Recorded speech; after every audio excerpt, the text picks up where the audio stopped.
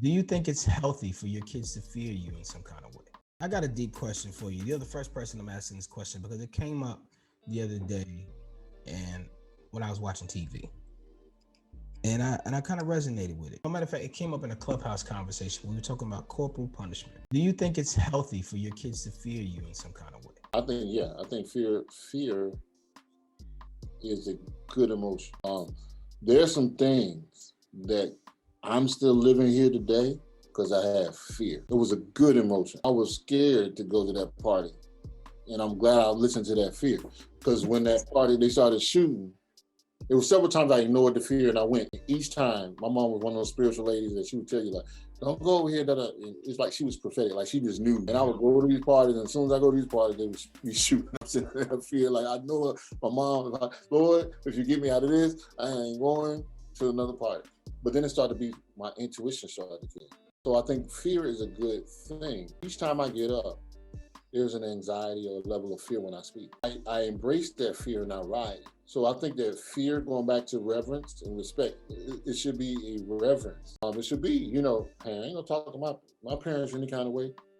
Why? Because if you don't have it in your house, you sure gonna have it in the street when they throw you on the ground, or if you don't, what end up happening? It's a lot of times with our young black men, we don't know how to use our intellect. We didn't fear the right people. You should fear being broke. It should make you grind. You should fear like, oh man, I'm not gonna put my hands on her. Oh, because I know a whole tribe coming.